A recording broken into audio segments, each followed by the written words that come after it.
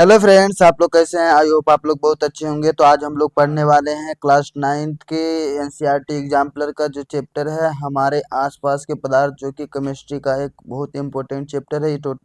इसके टोटल हम लोग एमसीक्यू करने वाले हैं। तो चलिए हम लोग पहले क्वेश्चन पे चलते हैं। पहला क्वेश्चन में बोला जा रहा है कि निम्नलिखित परिघटनाओं का कौन सा समुच्च ताप बढ़ने पर बढ़ेगा। ऑप्शन ए विसरण, वाष्पन, गैसों का संपीड़न। ऑप्शन बी वाष्पन, गैसों का संपीड़न और विलेयता। ऑप्शन सी वाष्पन, विसरण और गैसों का प्रासरण। ऑप्शन डी वाष्पन, विलेयता, विसरण और गैसों का संपीड़न। गैसों का संपीड़न जो दिया गया है ऑप्शन डी में, गैसों का संपीड़न ताप बढ़ने पे जो कि है वो घट जाता है।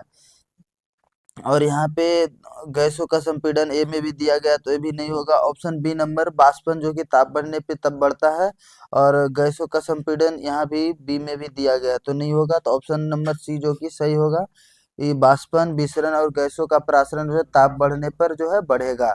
तो एक का सी जो कि सही होगा। चलिए दूसरे नंबर क्वेश्चन पे चलते हैं। दूसरे नंबर क्वेश्चन में बोला जा रहा है, सीमा ने एक प्राकृतिक गैस संपीड़न इकाई का निरीक्षण किया तथा पाया कि ताप एवं दाब की विशिष्ट परिस्थितियों में गैसों को द्रवित किया जा सकता है। अपने अनुभवों को मित्रों के साथ बांटते हुए वह भ्रमित हो गई।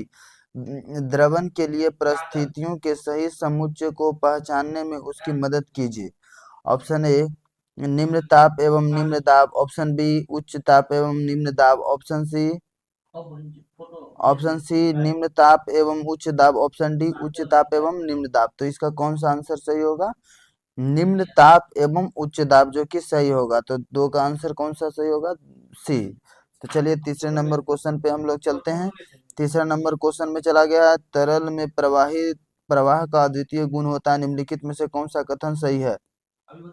ऑप्शन ए केवल गैसें तरल के समान व्यवहार करती है। ऑप्शन बी गैस तथा ठोस तरल के समान व्यवहार करती है। ऑप्शन सी बोला जा रहा है गैस तथा द्रव तरल के समान व्यवहार करती है। ऑप्शन डी केवल द्रव तरल के समान व्यवहार करती है। तो कौन सा ऑप्शन हम लोग का सही होगा? ऑप्शन नंबर सी जो बोला जा रहा है गैस तथा द्रव तरल के समान व्यवहार करती है, जो कि सही है।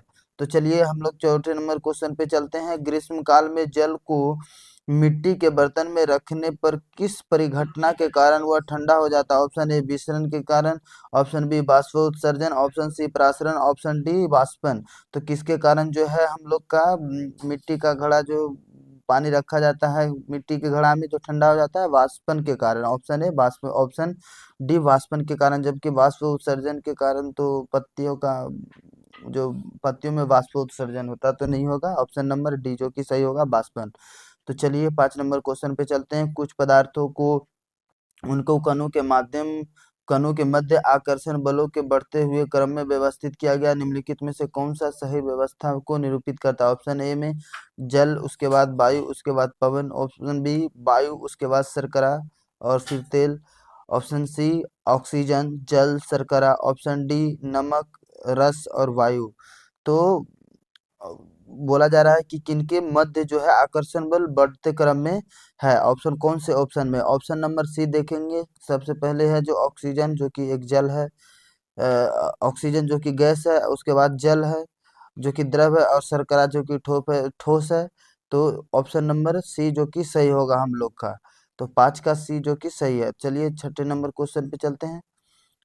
25 डिग्री सेल्सियस, 38 डिग्री सेल्सियस तथा 66 डिग्री सेल्सियस को कैल्शियम मापक्रम में परिवर्तित करने पर इन तापमानों का सही अनुक्रम होगा। तो ऑप्शन ए में 298 केल्विन, 311 केल्विन तथा 339 केल्विन। ऑप्शन बी में 298 केल्विन, 300 केल्विन तथा 338 केल्विन। उसी तरह से ऑप्शन सी और डी में दिया गया। तो कौन सा हम लोग का ऑप्शन जो सही होगा? तो केल्विन में बदलने के लिए डिग्री सेल्सियस में 273 जोड़ा जाता है। तो 25 डिग्री सेल्सियस में 273 जोड़ेंगे तो हम लोग 298 आ जाएगा, जो कि 298 केल्विन।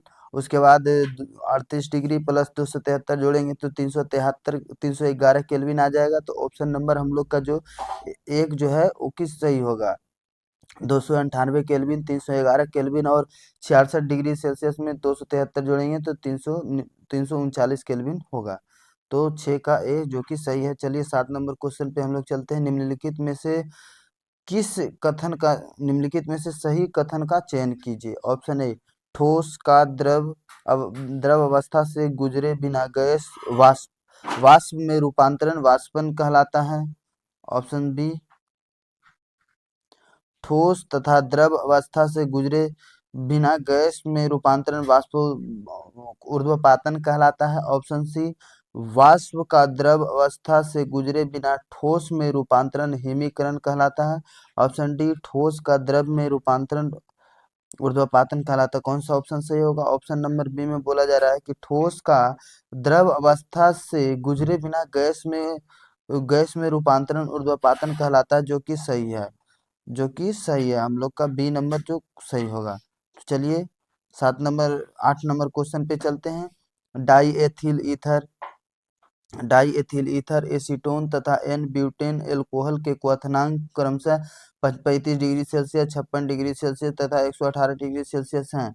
निम्नलिखित में से कौन से क्वथनांकों का केल्विन मापक्रम में सही निरूपित करता है? Option A 306 kelvin, option B 329 kelvin, option C नहीं, ऑप्शन ए में 306 kelvin, 329 kelvin, 391 kelvin, option B में 308 केल्विन दिया गया, 329 केल्विन और 392 केल्विन। उसी तरह से बी और सी में दिया गया। तो हम लोग देखते हैं कौन सा ऑप्शन सही होगा। तो डिग्री सेल्सियस को केल्विन में बदलने के लिए 273 जोड़ना पड़ता है। तो 35 डिग्री सेल्सियस प्लस 273 हम लोग जोड़ेंगे। तो कौन सा ऑप्शन हम लोग का आएगा सही? तो 35 डिग्री सेल्सियस में 273 जोड़ेंगे तो 308 आएगा, जो कि 308 दो ऑप्शन में बी और सी में भी दिया गया है। तो अगर 56 डिग्री सेल्सियस में अगर 373 जोड़ेंगे 273 जोड़ेंगे तो आपका 329 केल्विन आएगा। और 118 डिग्री सेल्सियस को प्लस केल्विन में बदलने के लिए 273 जोड़ेंगे तो 391 केल्विन आएगा। तो सी नंबर जो कि हम लोग का सही होगा। सी नंबर 308 केल्विन, 329 केल्विन और 391 केल्विन, 8 का सी जो कि सही है। चलिए 9 नंबर क्वेश्चन पे चलते हैं हम लोग। निम्नलिखित में से कौन सी परिस्थिति जल के वाष्पन में वृद्धि करेगी? ऑप्शन ए जल के तापमान में वृद्धि, ऑप्शन बी जल के तापमान में कमी, ऑप्शन सी जल का कम खुला पृष्ठीय क्षेत्रफल, ऑप्शन डी जल में नमक मिलाना। तो बोला जा रहा है क्वेश्चन में कि जल के वाष्पन में वृद्धि वृद्धि जो है जल के तापमान में वृद्धि से होती है। तो ऑप्शन ए जो कि सही होगा हम लोग का 9 का ए। चलिए 10 नंबर क्वेश्चन पे हम लोग चलते हैं। 10 नंबर क्वेश्चन में बोला जा रहा है कि निम्नलिखित में से किन परिस्थितियों में हाइड्रोजन गैस के अणुओं के मध्य दूरी बढ़ेगी? तो ऑप्शन ए बंद पात्र में भरी हाइड्रोजन गैस पर दाब बढ़ाकर, ऑप्शन बी हाइड्रोजन गैस का पात्र से रिसाव होने पर, और सी में बोला जा रहा है हाइड्रोजन गैस के पात्र का आयतन बढ़ाकर, ऑप्शन 4 में बोला जा रहा है कि पात्र का आयतन बढ़ाए बिना पात्र में अधिक हाइड्रोजन गैस मिलाने से।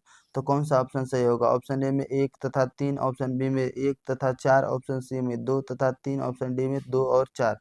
कौन सा सही होगा? ऑप्शन क्वेश्चन में क्या बोला जा रहा था हम लोग का कि किन परिस्थितियों में हाइड्रोजन गैस के अणुओं के मध्य दूरी बढ़ेगी?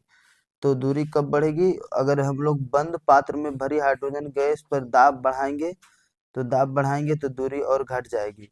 तो ऑप्शन बी में कुछ हाइड्रोजन गैस का पात्र से रिसाव करके, जो कि सही है। हम लोग का 10 का बी नंबर सही होगा।